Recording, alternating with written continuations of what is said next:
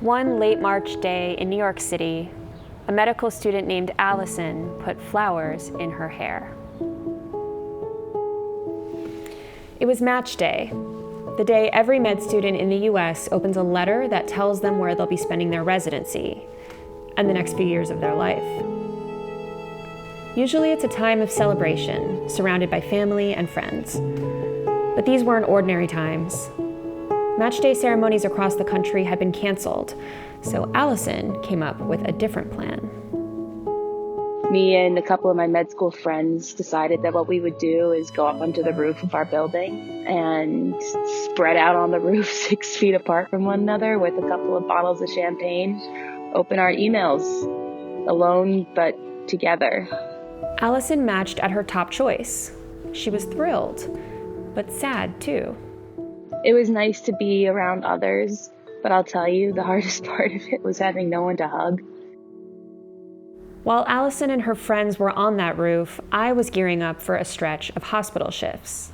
I'm a doctor in San Francisco and the creator of The Nocturne, a live show and podcast where healthcare workers share stories about their lives in medicine.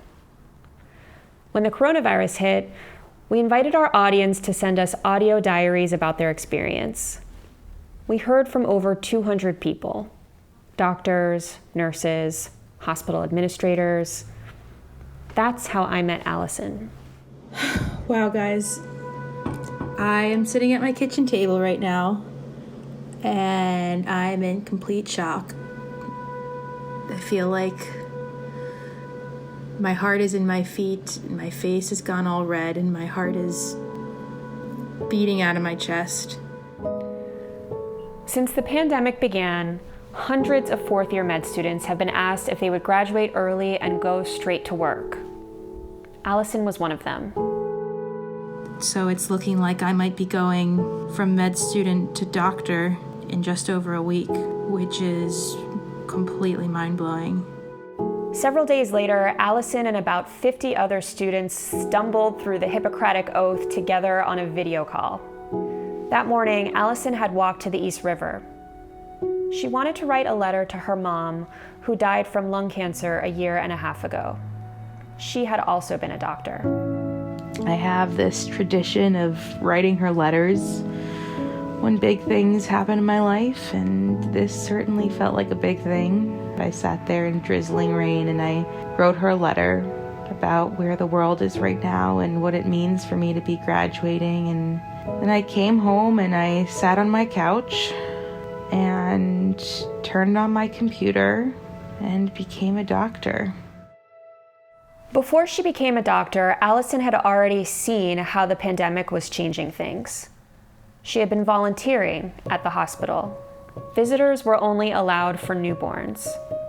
For patients who were dying, requests were evaluated case by case. I had to tell this granddaughter that although she had driven an hour and a half to say goodbye to her grandmother, that she wasn't going to be able to go upstairs.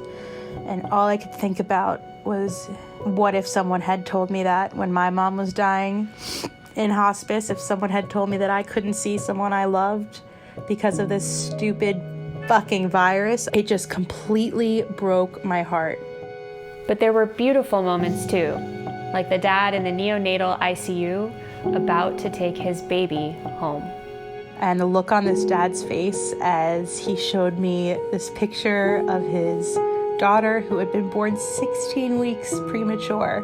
And just the contrast between this little tiny being being extubated and hopefully being thrust into the world as so many people are being intubated. Her official first day as a doctor kept getting pushed back. When it finally arrived, she set aside a pair of scrubs. She packed a lunch. She cleared out a small area of her apartment, which would become her decontamination zone. She walked into the hospital wearing a stethoscope. As soon as she got there, one of her senior residents pointed to it and told her she wouldn't be needing it. She wouldn't be seeing any of her patients in person. So when I was a little bit embarrassed, I felt like, the noob who was being overeager, but also it was kind of like a devastating realization of, wow, the medicine being practiced right now is a different medicine than what I was used to. Initially, she wasn't going to be assigned to a coronavirus unit. But then it turned out the whole hospital was a coronavirus unit. Her colleagues were tired, brusque. Everyone was in survival mode. Much of her work was administrative, making phone calls, putting in orders.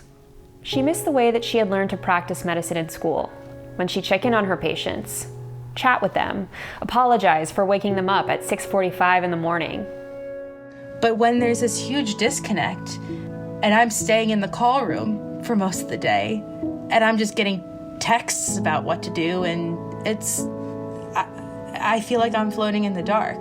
It went on like this for a while, until one day, Allison was asked to go see a coronavirus patient whose blood pressure was dropping in person. Allison went into the room. She rechecked the vitals, did an exam, and ordered labs. It was kind of a scary, like, oh my gosh, I'm the doctor here moment. People are looking at me and asking me what to do, and like, oh my gosh. Eventually, she realized that the patient was bleeding and needed to be transferred to the ICU. I didn't get it all by myself. I had this resident kind of coaching me along the way, but like, I'm kind of proud of myself. Like, I did it. The person's still alive. A few weeks ago, I called Allison to see how she was doing.